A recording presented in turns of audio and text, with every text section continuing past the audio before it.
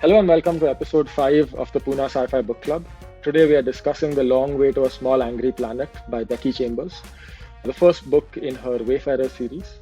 I've mentioned before this is one of the best books that I've read recently, so I'm super excited about this. With me today we have both of our regular hosts back, Varad and Vivek. So hello guys. Hey, Hello. So you know the drill by now. We'll spend a few minutes discussing the book without spoilers, and then in part 2 we'll dig into the details and we will be discussing plot elements and spoilers then. So let me just describe the setup a little bit. The book is set in the future where humanity has joined something called the Galactic Commons. It's sort of analogous to the United Federation of Planets from Star Trek. The key difference is that humans are just some unimportant species in the Galactic Commons. They've just survived a self-created mass destruction event on Earth. There's one set of humans that have colonized Mars, and then there's a second set of humans on a bunch of generation ships called the Exodus fleet. We follow a tunneling ship called the Wayfarer, which creates wormholes to get between long distances in space. It's a multi-species crew run by a human captain, Ashby Sentoso. The book starts with a new member, Rosemary Harper, joining the crew as a clerk. We have two human technicians, Kizzy and Jenks, and a human algaist who manages the ship's fuel called Artis Corbin. And then we have the non-human members of the crew. We have the pilot, Sissix, who is sort of like a reptile species. The navigator, Ohan, who I think we'll talk about when we get into the meat of the book, quite an interesting alien species. And then we have a chef/doctor who's helpfully called Dr. Chef. And finally, there is the sentient AI that runs the ship called Lovelace or Lovey. So with that said, let's hear from you guys. Yeah, so I thought that was a pretty fun book, although we might disagree on that one. One thing that Mohit mentioned about this book is that humans are, for a change, not the center of this galaxy-wide United Nations, which they call the Galactic Commons, which I thought was interesting. In fact, like, humans are looked at as like the weaker member of the Galactic Commons. They're often pitied by the other species. It's mentioned, I guess, somewhere down the book that this Galactic Commons found humans by a very lucky coincidence, where this Exodus fleet, which is going out into space, not knowing that there are other aliens in this universe, are encountered by some members of the Galactic Commons. I don't know whether it was the Eluans, right? Yeah. So I thought that was a pretty interesting difference from the popular sci-fi that we have seen so far. So just to add on what Mohit said, let me talk a bit about like what starts of the story in this book. Basically, this ship called the Wayfarer is given a contract by the Galactic Commons to create a wormhole between the Galactic Commons and a planet which is far off, which is inhabited by the species called as the Toremi, that are these weird species which follow patterns in nature. They are very erratic in behavior. They are supposed to be angry people. There are multiple warring factions in the Toremi. But what happens towards the beginning of this book is this announcement where one planet or one faction in the Toremi, which inhabit this planet called as Hidraka, decide to join with the Galactic Commons. And so a contract is given to these guys to create a tunnel, which would mean that they would have to travel the non-conventional way without a wormhole to that planet and then set up a tunnel back to GC. And therefore the name The Long Way to the Small Angry Planet. But Exactly. Yeah, go ahead. Yeah. So what this book basically involves is this entire journey from GC, and I forget like exactly where they start from, but from GC all the way to this Hidraka. And this journey obviously involves a series of incidents, with each incident sort of leading to interesting emotional interactions within the crew members. So I think each incident sort of leads to a short story by itself that goes into the background for each character and how they eventually sort of, in case of the character being impacted by that incident, how the other crew members sort of interact with them. And then, in a sense, that sort of reveals like interesting background history for each of them. So I think that was pretty interesting. I would almost think that there's no real plot to the book as such. It's almost like a collection of short stories, like you mentioned. And I think also, I see it more, the book, somewhere on the cover, it's described as like a space opera, which doesn't really make sense to me. I feel like it's more of a just slice of life in the far future kind of is the theme of the book. And yeah, like I said, I really liked it. And before we started the podcast, Vivek had questions about why I liked it. So I think this is going to be a very critical section here. But yeah, go ahead, Vivek. What did you think? Yeah, so I think it's not a space opera. It was advertised as such, or rather, a description's maintained. So when I started reading the book, actually, I was a bit flummoxed at first because to just start off, I did not particularly like this book. Not for I think what it contained. So pluses, I think it has an interesting world. I think the closest thing that came to mind, it's like Mass Effect. It's very similar in concept. That there's a galactic federation headed by a couple of different alien species, humans not being one of them, though humans are like somewhere in the scheme of things. There's a lot of aliens. These are all, at least socially, they are somewhat similar to, at least everything seems to live socially, and there is some sort of, and there's all these differences of culture and biology and all of that which get discussed. And then you have a motley crew on a ship who are tasked with, I mean, the ship itself is interesting, the whole idea of building like wormhole tunnels, and so there were lots of interesting ideas in the book. But I think overall, as I started reading it, I just there didn't feel like much point to any of it. So I think, okay, so two parts. One, I think, yes, it's a slice of life. So in and of itself, it doesn't necessarily have much of a plot or anything. It's mostly a description of each of the crew members and kind of their, not even necessarily their backstories per se, but just maybe some small incident or something that they share together with them, which kind of highlights their culture, which kind of highlights their species, throws some light on them as a person. And most of the chapters are kind of dedicated to one of that, and then there's one-off incidents which keep happening on their journey. And that's kind of the book structure. So I think, yeah, so that in and of itself, once I got to grips with what it was, so in the second half of the book, I actually enjoyed that a little more because there's a little more color to some of the stories. In the first half of the book, I think it felt a little pointless to me because not a whole lot happened. Maybe I was expecting more dramatic developments or plot developments which didn't come about, and things just keep happening in the background. But even on the slice of life, I just felt that everything was a bit too sweet. They're all fairly nice people. They have nice motivations. There's no conflict. There's nothing really. They just like get along well, and things happen to them, and that's exactly why I like the book. Like I'm so tired of reading dystopian, miserable. Yeah, but okay, I'm not saying it's really dystopian, miserable, but like there's no dramatic tension between these characters at all. Like there's nothing. They like. No, there is. I mean, there is tension between like Sissix and Corbin. But yeah, but Corbin is the token, right? So there's no.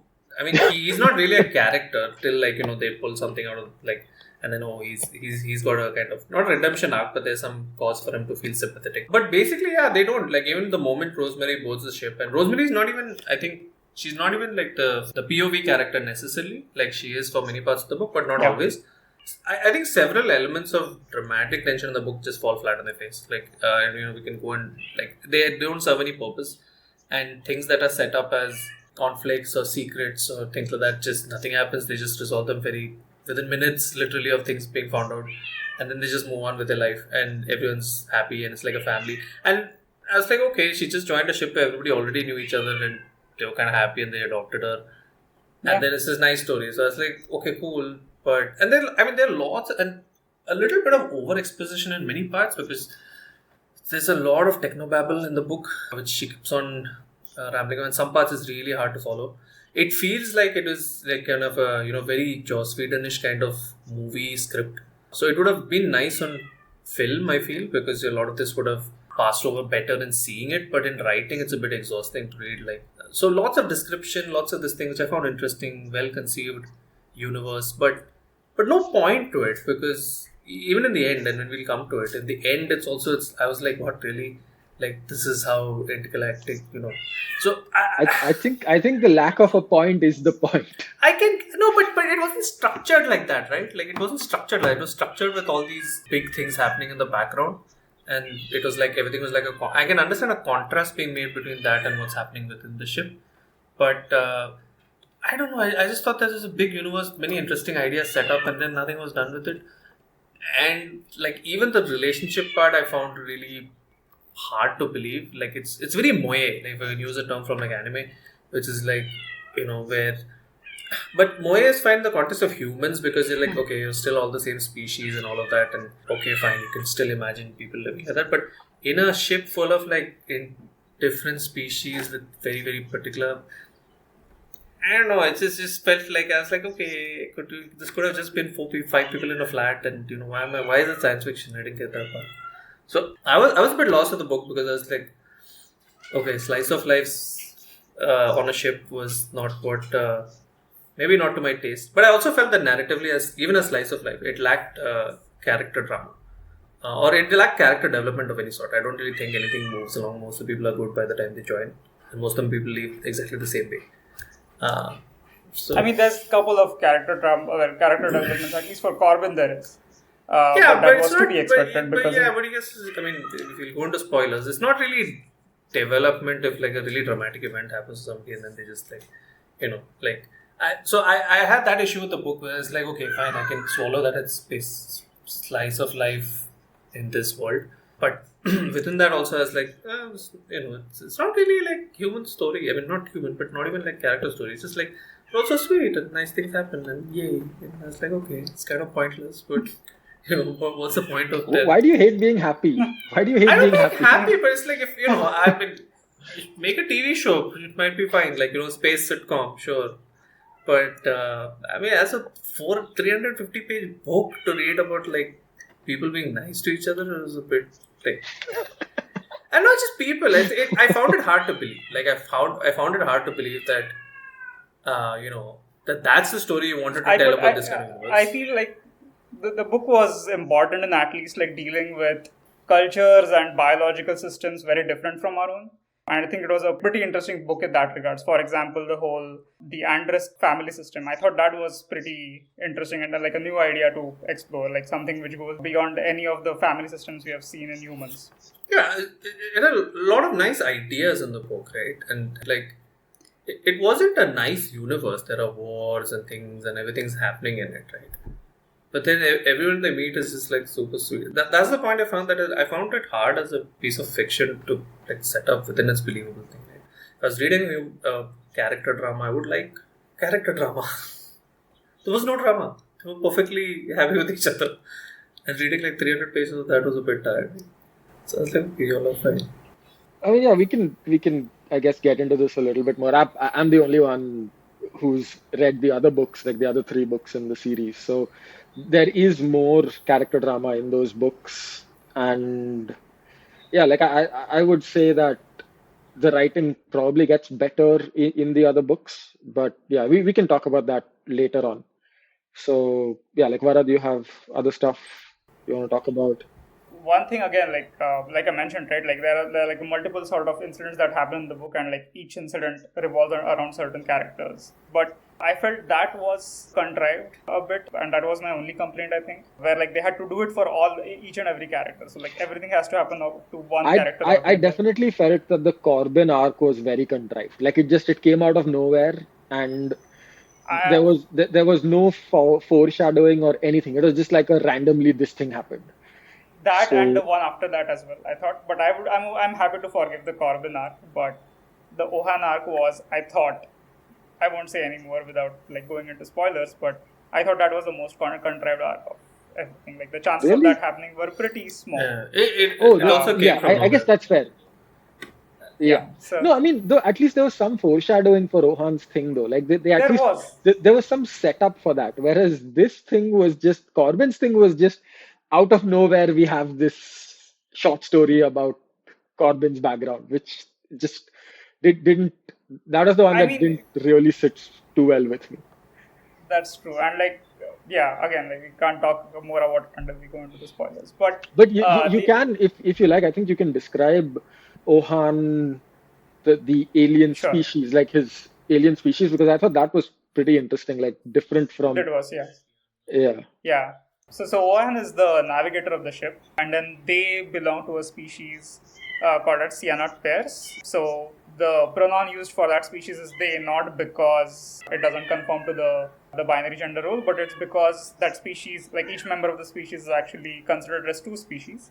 The base cyanide, and then there's this virus that's infected the whole species that has wired their brains or their thinking in some way so that they can comprehend or basically understand more complex things than a typical standard brain. And therefore, and specifically space time. They have like a very Correct. Sorry. innate Yeah.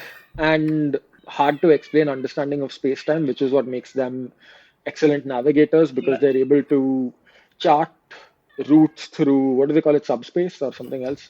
They can chart Sub-layer. routes through the sublayer, right? Sublayer. So, I mean, Yeah. it's the same as subspace, I guess. But yeah, so that innate ability to sort of navigate the sublayer easily is what makes the Cyanide special. And they can also do like very fast calculations in their head. And this is all because of the virus that infects the species, which I thought that is like an interesting sort of symbiotic alien species. I guess I've seen this That's before in in Star Trek Deep in Space Star Nine. Trek. Yeah, I Yeah. mean, sorry, what are they called again? Uh, Uh, I forgot. What's the. Anyway. yeah, I mean, we'll, Jarzia Dax, right? Is what you're talking yeah, about. but what's the species? I'll have to look this up. Yeah. Trill. Trill. Trills. Yeah, Trills. I had krill in my brain for some reason, but yeah, trill. So yeah, so Uh, it is sort of like that, but I feel like it's still different because the trill just are very long lived, but otherwise have a pretty similar, like they don't behave that differently to other species. They're just very long lived and they are symbiotic with some host. But with this thing, like the virus infection just changes their whole identity and their perception of nature entirely. So I thought that was pretty interesting. yeah. Do we want to go further in that character, or we can move ahead? Yeah, I guess we're getting close to sort of the 20-ish minute mark. So let me just touch upon, I guess, one thing that I found interesting, which was just explore the exploration of culture differences, I think was very good. And the aliens that we get to meet are truly alien in ways that most things, when you meet aliens, they're just human beings with like different skins on them. And here I felt that they were truly alien. I agree. Like you look at something like Star Trek and you just have like angry humans, telepathic humans, Yeah. warmongering angry Humanoids. humans, but they're basically just humans. Whereas here, I feel like their goals are different. The cultural setup is completely different. Like I thought the Andrisk thing was really fascinating.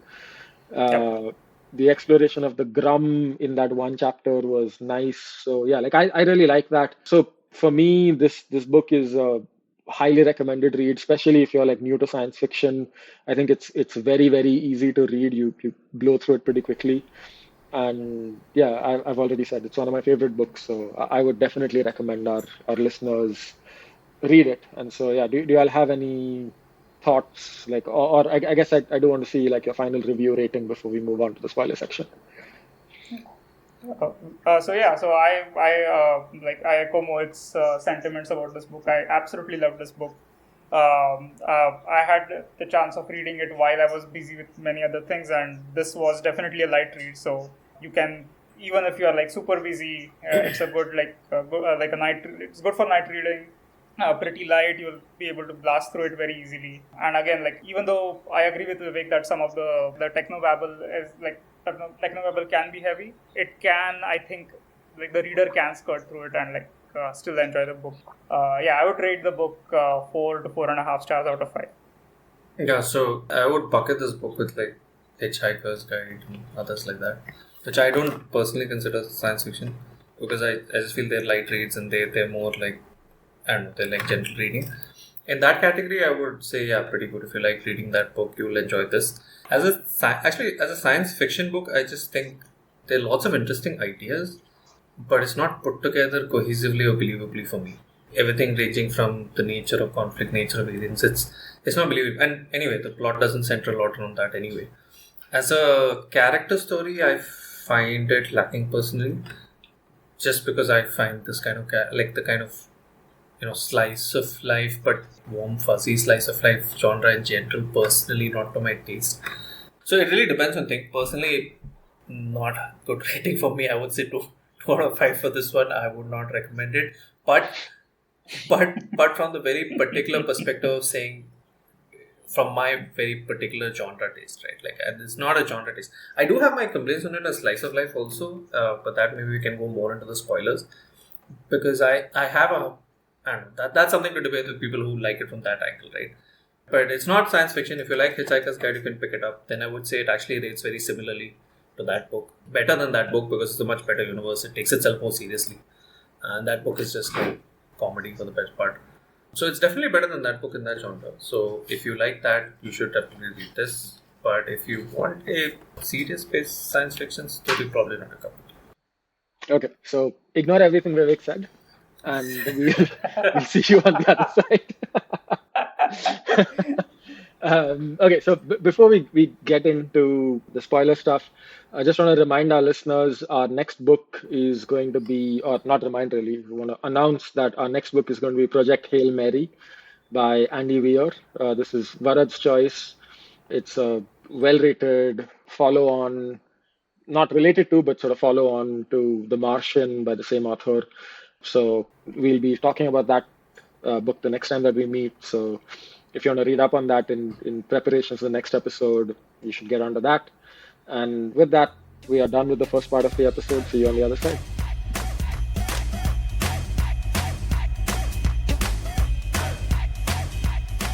Okay, so Vivek, tell us how you really feel about this book. Yeah, so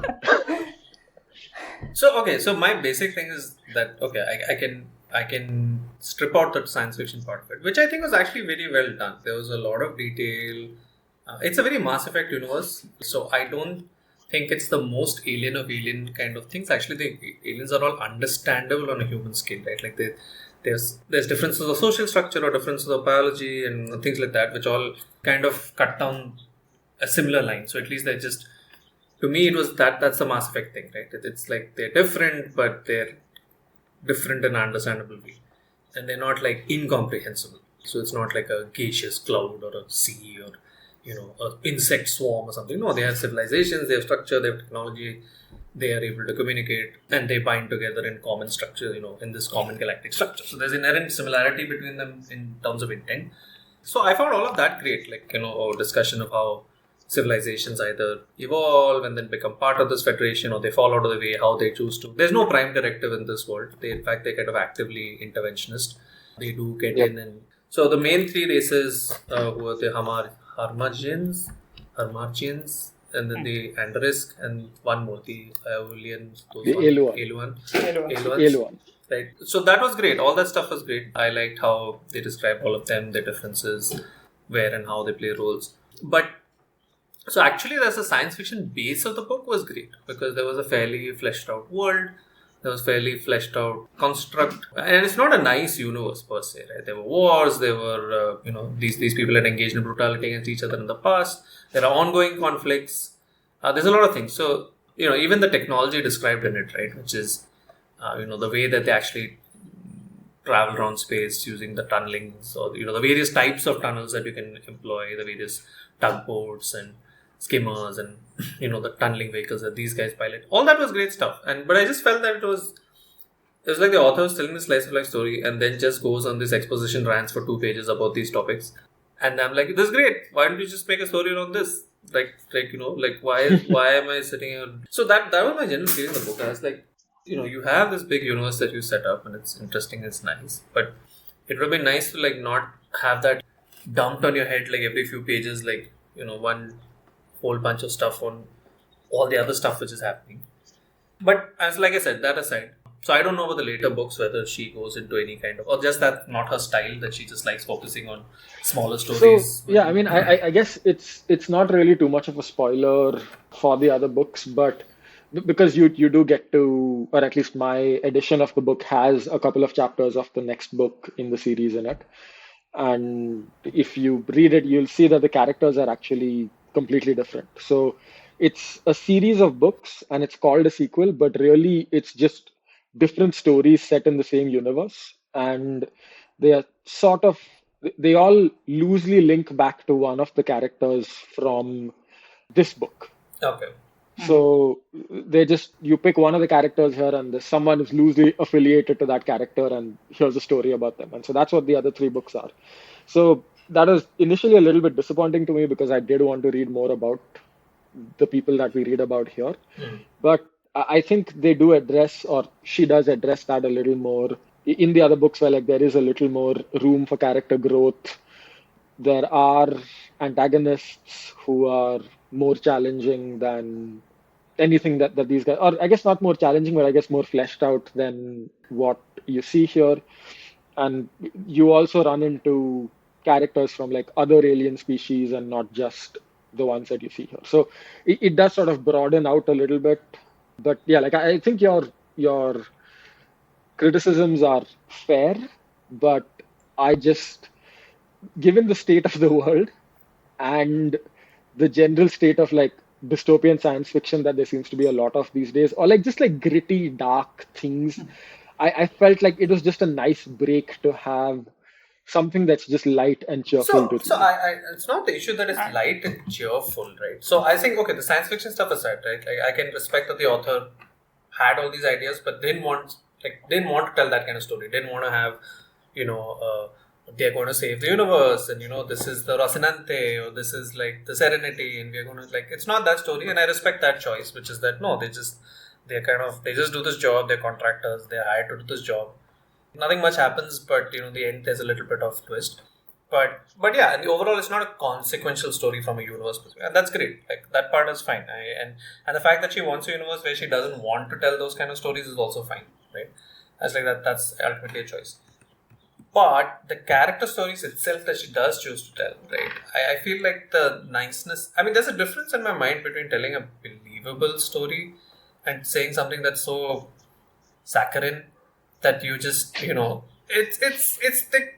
needs to be some element of believability to it, right? It doesn't have to be a sad story or a challenging story, but it's very hard to then it becomes almost like comedic, right? What's the dividing line between a story like this and like Hitchhiker's Guide, right? I do think this is a more serious story than Hitchhiker's Guide, right? Like it's told with certain intent and it's told with certain gravitas in mind, which is not there in Hitchhiker's Guide, right? But what's the difference, right? That one's a comedy, but if this one is so saccharine as to be like, okay, you're like, really, these people are like, there's no element of that. Maybe that's because this character comes on board a ship where everybody already knows each other, and there's just now that we're in the spoiler-free section, as like conflict, like for example, there's this whole brouhaha made about her past and her secret, right? Like, which is that, she has some secret, and then it comes out very abruptly in one place where you're like, oh, her dad was this industrialist who got arrested for... Yeah, it was very underwhelming. Yeah, he got arrested for smuggling arms to these new aliens, which you didn't get the context for till later, that actually that's a very big deal in human society because, all those exodons, the people who basically went on this exodus, they were kind of pacifists. But he was a Martian, and they didn't have that because they were all the ex-rich of Earth. So I don't know why he was so condemned in his own society for that. But nevertheless, he's arrested and she's his daughter. I'm not clear why she had to run away in the first place because nowhere did they say that she had anything to do with it. But nevertheless, she ran away and she hid. And the moment like her captain, who is an ex-citizen, who is a pacifist and believes very strongly in this, in like 2 minutes, he's like done with it. He's like, oh yeah, it's cool, no problem, it's not your fault. And moved on. I was like, okay, that was easy. Like, and this was not like, such a big secret anyway. But I felt... Yeah. And I didn't understand why she had to run away in the first place. Like, there was no mention of that. Like, because her dad did the crime and he went to jail and okay, cool. So why does she have to go? But she would be sort of, people would judge her based on who are, like, people would judge us based on who our relatives are, in a sense. Maybe, like, but they didn't say that his wealth was being taken away, his company is being shut down, or, like, nothing. His mom, like, what about her mom, her other relatives? She does mention that she started getting harassed. Harassed because of this. She did, but why did she have to, like, change her ID and run away to, like, a tunneling ship? Because she was getting harassed, right? Yeah, but on Mars, right? Like, where she was, right? Like, it's just one corner and we're already a bit player. So there's this whole universe where she could have gone and she doesn't have, like, it was made out like she was the fugitive, right? And she had something to do with it. Which would probably have been interesting. But they don't resolve. The secret was underwhelming. The secret was underwhelming. The resolution was super quick. Literally, like, when that came, I was like, oh, okay, they're going to have some conflict because they're going to get locked in because they have that planet where all those crickets are eating things outside. And I thought they're going to get locked in and there's going to be tension. They go, no, it gets worked out immediately. I assumed that, like, once she told a story, it seemed obvious that the captain would forgive her because it seemed like a pretty happy and cheerful ship in the first place. Like everyone and even the reader could see that it's not her fault. So Exactly. There was no reason for that's her my to problem. be. So I was like, I see that it's not her fault because they present it as such. So I was like, then why is she running away? Like, that's not clear to me at all. Yeah. And then when she actually comes to it, and okay, she's guilty, that is the father. But again, if you're an accident, I can understand that because pacifism was a big deal for them and somebody break. But she was not an accident, she was a Martian, where they didn't have that rule, right? And there's that distinction made. So why does she personally feel so guilty about that? Okay, fine, she does. But then there's no conflict. So that's what I mean. It's like things get resolved way too easily, or like, and she's a POV character, right? So she okay, if the others are well adjusted with each other, fine. But then she's the new one, right? And out of all the crew characters, right? So you have Sissix, whom she gets along with well, there's this romantic arc out there. I was like, okay, fine, that was relatively well done, I can understand that. And there's a basis for that, because when she first comes, Sissix is nicest to her, keeps supporting her, and then, that eventually leads to its place. I get that. Jenks, underwhelming character to me. Right at the end, you're reminded, oh yeah, this guy's in love with his comp, and the comp gets fried. And then, I did not really care about Lovey as a character at all, because it's just shown as an AI, and there's no time spent on there was not enough time spent on Lovey for her death to matter. Like it felt like a cop-out thing where someone needs to Someone die. Need to die, so let's kill the unliving creature. Let's kill the most expendable. Let's kill the most expendable. And they don't even kill her properly, because then she can be rebooted, and I think she transfers to a body, and so she goes out. Right. So, but I mean, she's effectively dead, though. She's effectively dead. And then the one person who is dying, you're like, no, he's going to die for his thing. No, it's just like inject him with. And turns out that virus can be cured and they can keep their abilities. I was like, come on. Like, there's no consequence for anything, right? I'm like, these are not like to be dark and gritty. Like, these are things where you feel the weight of these differences in culture, right? And like the fact that somebody would choose to die for their. And one conspicuous thing which was missing in this book, which talking about culture, which was only touched about in Ohan's case, religion. These are all cultures. There's no mention of religion at all. Not in the humans, not in the others, only in this Ohan. And that also is a virus, so it's not really a religion. It's just more like a creed, right? Because it's a scientific basis. And there's no like belief in gods and things like that. Even those psychopaths at the, what are they called? The ones. No, not the guys. The ones in the center of the galaxy. The ones they're going to meet. The Torium. Even they have like this weird logic-based kind of whatever they say. They see patterns and they keep going. There's no mention of religion at all in the story, right? So I was like, these are little weird. You're talking about cultures and mass and. I mean, wouldn't the definition of religion change by in this universe where you've already science has advanced so much? You're tweaking and hacking your own bodies. You have met aliens, so but you still believe in. I mean, not just human religion, right? I mean, there's no mention of anything in the others besides these people who believe in their connection with the virus, right? And so then they call themselves heretics and all of that, but they use the terms, but there's no real like God. They just believe in they're kind of like Sufis actually, more mystics rather than like religious. But anyway, I'm saying if you don't choose to focus on religion, it's not. But I'm just saying those elements of the story when they're missing like that, I understand. I think I could have. Those are common bases for differences in culture, right? And you don't have differences in culture that way. So I felt like some of these. So Jenks, I thought, again, not a character that you spend a lot of time with. Then Kizzy. I thought Dr. Chef was nice. Dr. Chef was fine. He doesn't do much, but he doesn't do anything as such. Yeah, he gives one exposition dump. Oh, my species doesn't do a heck of a lot throughout the story besides being like the sweet uncle type. And then he kind of gives this exposition dump for like 2 stories about how his species nearly wipes themselves out, and therefore he's like a pedant, which I'm fine with. I'm like that's his species story. That part is fine. Kizzy I found personally annoying. Just like you have seen Firefly, right? I know Varad. That was the character. It's a bit tropey character, so I didn't like and they don't really spend that much time on Kizzy. She reminded me exactly of like the technician or the mechanic. It's a bit tropey, right? Going all the way back to like Cowboy Bebop, where you have Ayn and Ed and those kind of characters, right? It's like the peppy engineer, the peppy genius. It's like okay, it's a tropey character. I was not very interested in her. And they anyway don't tell you many stories about her. And then that leaves Ashby, the captain, who has an arc with his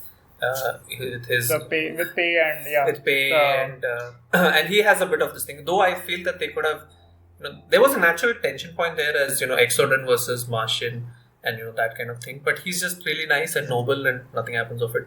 So the most fleshed out character is actually Did you C6. guys? Like I thought she was the most fleshed out character, and I enjoyed everything that I read Yep. about her. I was like, oh, this is fun. There's like Yeah. they tell you enough. There's a POV character who interacts with her.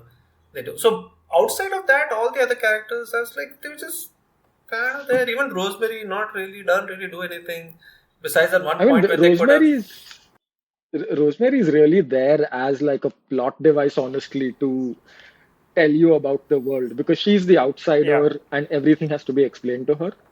Yeah, I guess. But does it? Because she's fairly like educated and all, right? I mean, like, okay, like, Yeah, but she has not met a lot of aliens personally, and so like all Yeah. her knowledge about like interacting with aliens is bookish, and so like how she learns actually how to deal with them when she meets them in the first for the Yeah. first time, or like understanding about tunneling. Like she has no knowledge about like what tunneling is, and like she knows what tunneling is, but like how it works, and like us, the readers, and her getting sort of tutored by Kizzy about how the whole sublayer thing, like the whole punching and the blind punch Yeah. stuff works. that stuff was fun. I mean, all that stuff was great.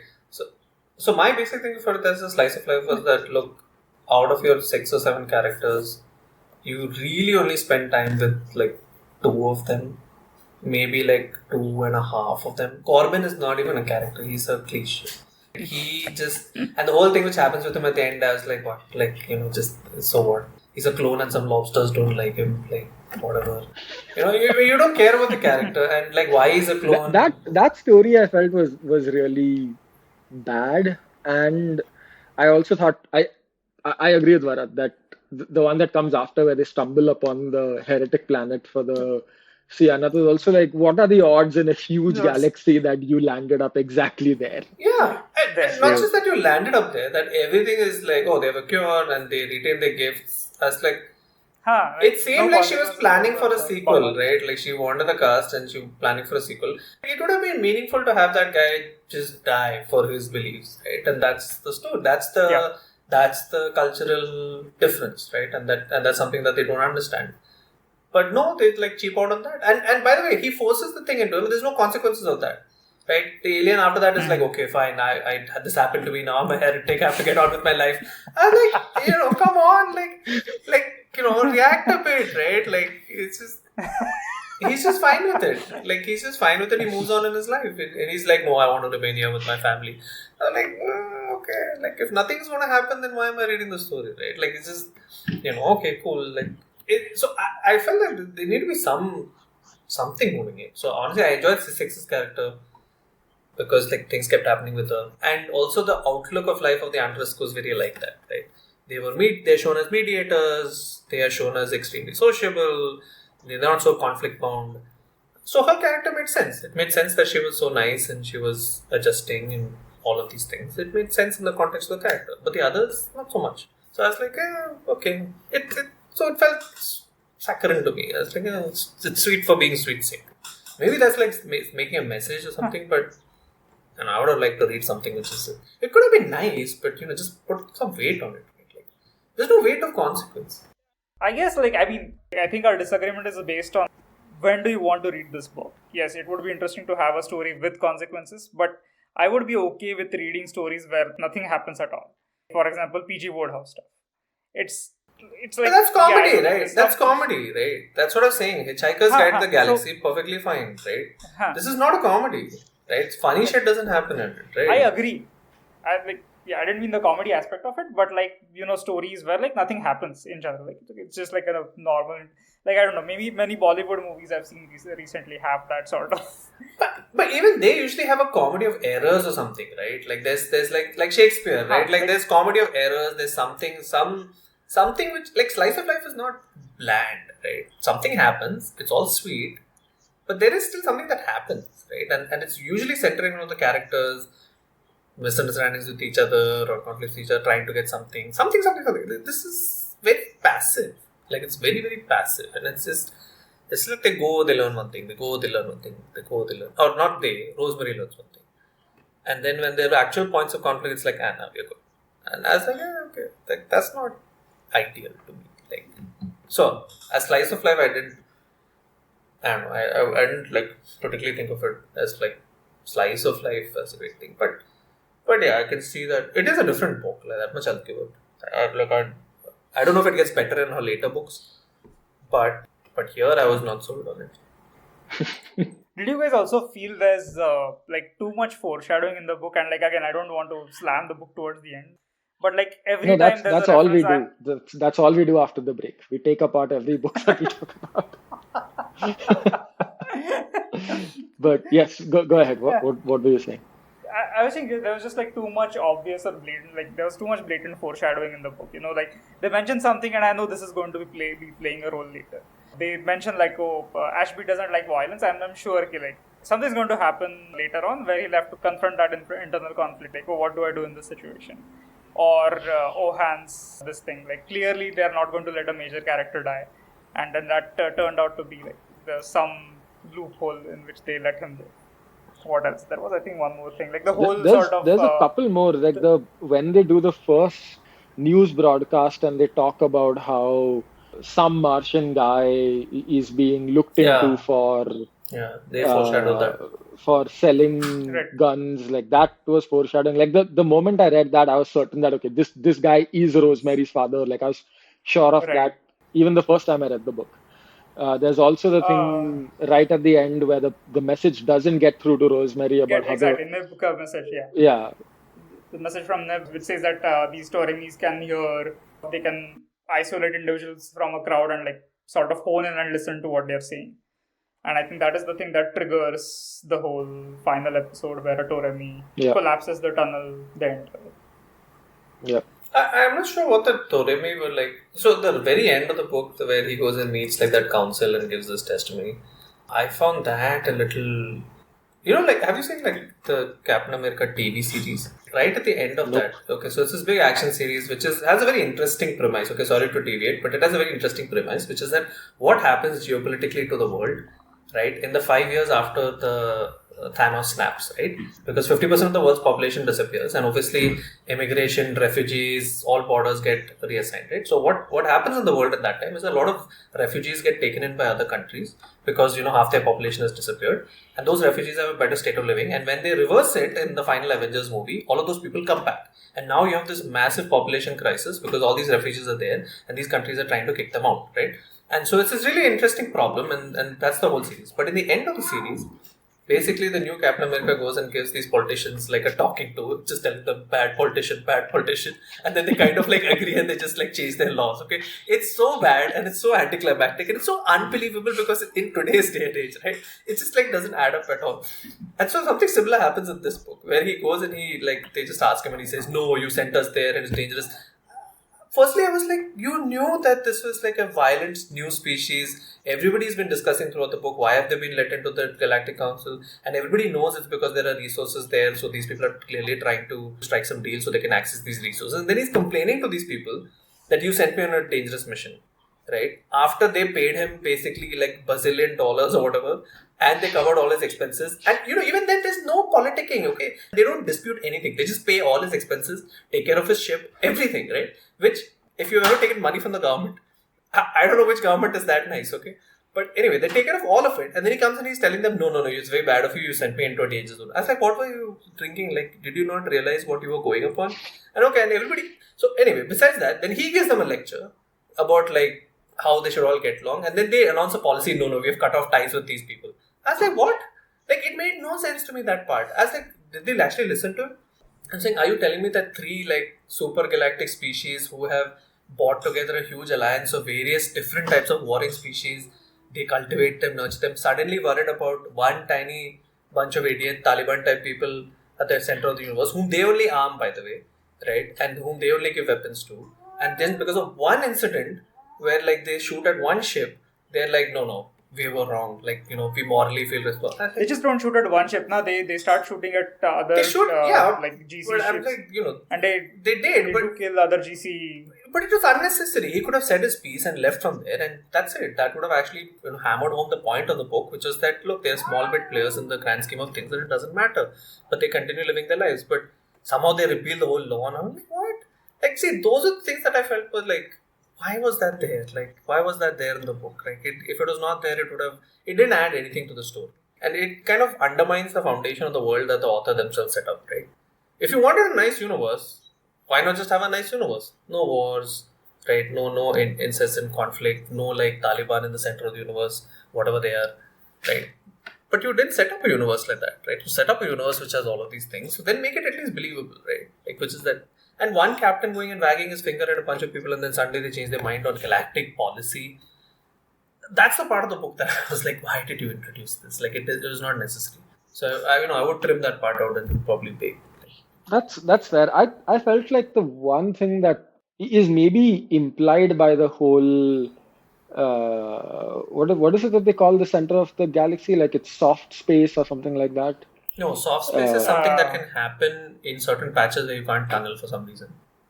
But they don't make it Yeah, clear like why. I felt like that was just like plot device because why don't you just tunnel from where you want to go into the center of the galaxy? Why do you have to go the long way to the center of the galaxy and then tunnel back?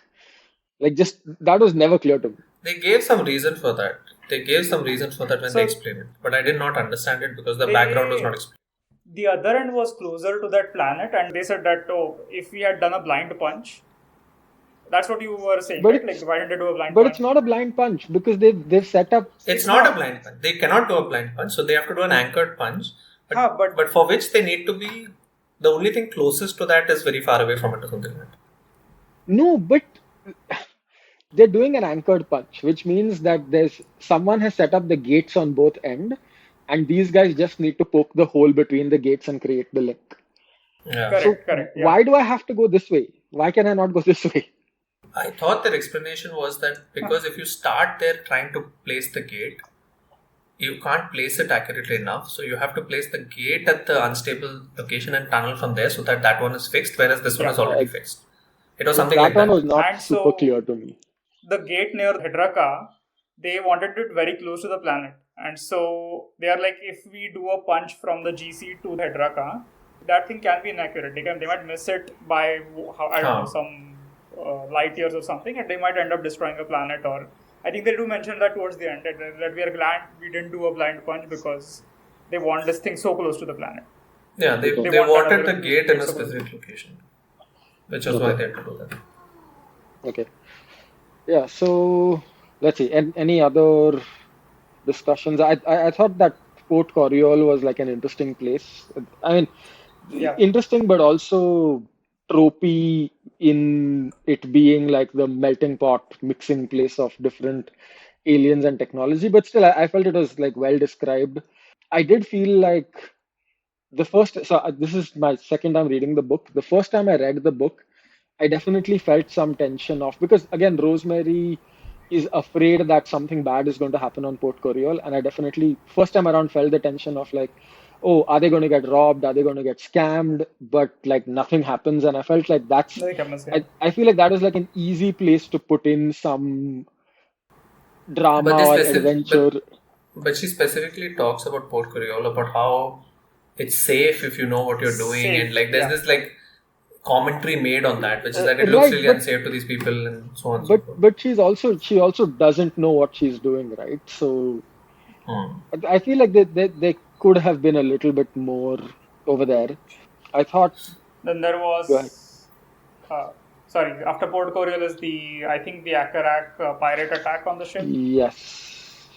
I think that's the next one, because I mean we have just had that discussion between or like this meeting between Ashby and Pei, where like they sort of discuss their morals and what would Ashby do if violence were necessary, that whole thing, and then that's assumed like it was again an obvious foreshadowing that something's going to come there, and then there was the Sakarak pirate attack where like Rosemary sort of steps up. I actually thought that Pei was like another interesting character.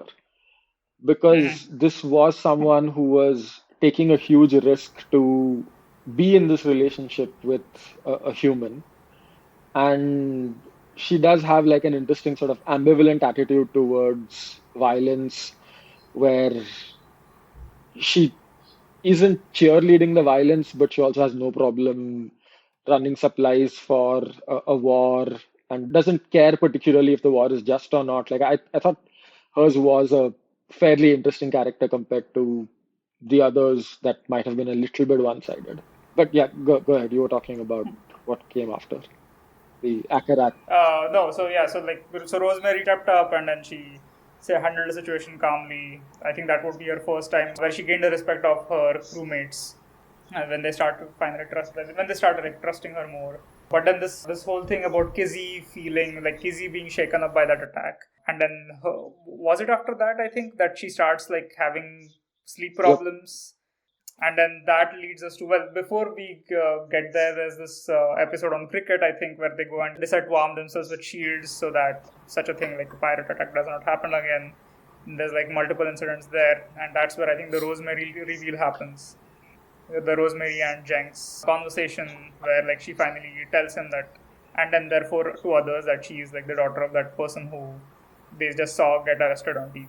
Here we also see the introduction of 2-3 new characters, which sort of only we hear from one of them again.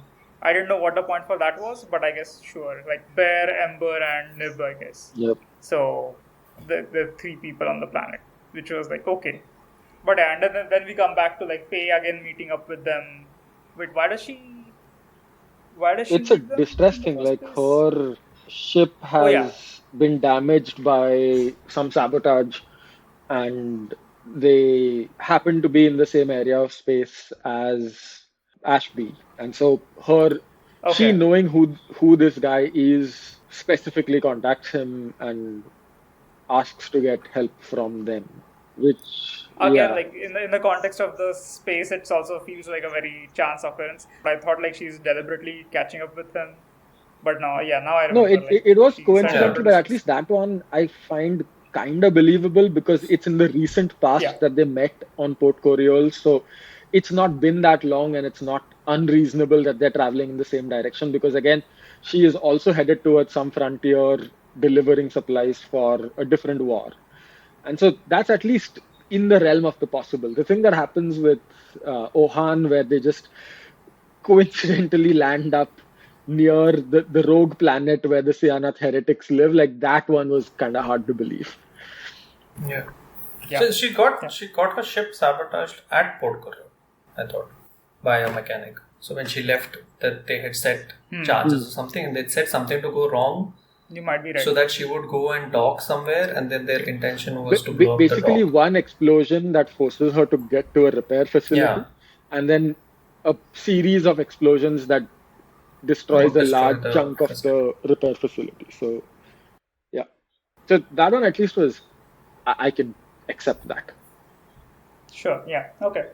But then I think that event is the thing that finally resolves Kizzy's whole sort of confrontation with like living in fear and insecurity. I'm glad you brought that up because I had forgotten about that. I actually thought that was a good exploration of anxiety and stress caused by external factors, and her being that side character and getting that whole trauma because she's the one sort of holding Ashby, having seen him take that huge blow to the face and not knowing whether he's going to survive. Like that one actually made sense, and you don't see a whole lot of talk about this sort of thing in science fiction books. So I thought that was actually nicely done, that little piece at least. I agree.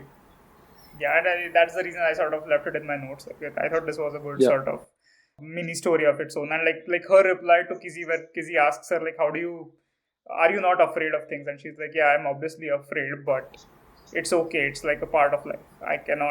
It's not necessarily like living in fear is not necessarily, like fear is not something that's going to go away, and living in fear is not necessarily a bad thing. So, which was an interesting way of looking at the problem, or like looking at mental health issue. Yeah, I mean, there was some, like the pirate episode I actually liked because, they used her ability, some logic and all to solve that issue. So I was like, nice. But it also pointed out that he mentions that he's never been robbed before and he's been like captain for many years and their ship doesn't have any weapons and stuff. So I was like, this universe is a bit puzzling because like, is it a super peaceful place or is it like, kind of violent? I think it's relatively peaceful inside the Galactic Commons, but there is strife on the borders and outside the borders. Like that's how I saw it. Because the species that raids them is like some bird species whom these Hermasians have colonized and they basically destroyed their entire species. And they were kind of chill because they was like still, honor bound and they kind of kept to their way. So it was tonality of the universe was a bit of a thing. Like that would explain also why the characters got into some of the predicaments they did. Like why did they have no weapons? Why did they not have any? Yeah. This thing, like, okay, that part. But then compared to some of the other characters, it's like, oh, but they clearly is warrior, and they do shady things, and like for example, the arrest of the Martian guy makes sense in that context, that's very outrageous for a very peaceful society, right? So then it's seen as a very, very high crime. But then on the other hand, you have like these grums, and they let the grums fight each other to death, and so I don't think they let the Grum fight each other to death as much as they didn't know they existed. Like that's the same with the humans, right? Like they didn't have a prime directive or anything. They would have helped the Grum if they had the opportunity, but there was no opportunity. They just, by the time they met the Grum, there were already too few of them to save the species from extinction. So somewhere in the book, there is a extract which is written by one of those Quillian aliens who are like the number twos to one of the species, main species, and they mention that in order to be part of the Galactic Federation, you need to pass that point where your species has the threat of self-annihilation, and you have to become kind of higher consciousness and things. And that person, in that extract, they argue that humans didn't get to that point because they basically ran away from their planet and got split as a society. So they didn't see the consequences of that. So I was like, okay, so then that's a basic threshold that they have. And then I don't know what the aliens are fighting, that Rosk aliens that they keep mentioning, which are some big insectoid creatures, but they don't really make it clear whether they are external to the GC or internal to the GC or what. No, I think they're on the borders. Like it's a huge federation, and on the borders of the federation there is still war, which is not inconceivable. So that would make more sense as to what. Yeah, like it's not like a civil war within the GC. Like they are outside the GC borders and trying to take over GC space, and these guys are trying to prevent that. Okay, so I think we've touched upon most of the things that I had on my list. Anything else you want to talk about before we wrap up? So I'm curious as to how the rest of the series goes. So the author actually self-published this book, is what I read. They actually did a Kickstarter campaign, and so they were writing this book, and they were about 80% through, and then they lost their job. They were doing some freelance. So the author Becky Chambers, she was doing some freelancing gig, and that fell through for her. So she turned to Kickstarter to finance the rest of her book, and that's why she self-published. And after that, it got picked up by a couple of publishing houses. This was in 2014. Then it got picked up by a couple of publishing houses, and her next few books then came out published. And I think she's written a total of 6 or 7 books, which are loosely set in the same setting. So there's 4. So there's the Wayfarer series, of which there are 4 books, and then there is a standalone book called To Be Taught If Fortunate, which is also sort of far future humanity, or actually not so far future humanity, which is not set in the same universe, which is, I would actually recommend that if you want like a hard science fiction book, because I think that one is really hard science fiction. Varas has read that. It's very grounded in scientific ideas and stuff that I hadn't heard of before. So I found that book really interesting and good. And then there is a new series that she's writing called the Robot and Monk series, of which I've read the first book. I'm clearly a big fan. And yeah, and that one's kind of just a very different setting entirely, where it's just humanity or humanoid species on some moon of some planet which has given up on technology entirely, and they sort of re-establish contact with robots that walked away from humanity before. Like it's like a very weird kind of metaphysical but still cheerful setting. So yeah, so I think that's 6 books. I don't know if there's others that I've skipped, but yeah. Okay. Yeah, I'll be interested in her like later writings where she fleshes out this being her very first book. There would obviously be like couldn't all cohesively be together. So I would like to see her Prisoner of Azkaban, because that would be because she has a lot of like ideas and interesting concepts, good at world building, good at concepts. So whatever that book, if it is this one, the one you mentioned, that would be interesting. No, so that, like I said, that's a different book altogether, and I would still recommend you read that. Maybe in a future episode, we'll come back to Becky Chambers at some point down the line, and we'll see about that. Yeah, what are any other final thoughts? One thing which I did not talk about was the biology of these aliens. While there is this one sort of couple of pages where like I think someone talks about like even though we have been seeing life form in these different worlds, it's inherently very similar. On Earth, we have had like humans as like the dominant species, but then there have been lizards and monkeys and insects and whatnot. While on other worlds, like say for example on Sissek's world, the main species resembles the lizards on Earth, but on that world there's these creatures which look similar to humans, and so eventually like life on all of these worlds is very similar to each other, which could indicate that there are some universal laws of biology that are at play here. We have established that there are universal laws for physics, but even in this universe, nothing is known about why biological laws also seem to follow more or less the same patterns. I thought that was interesting, but I also wondered why all of these species end up relying on oxygen for survival.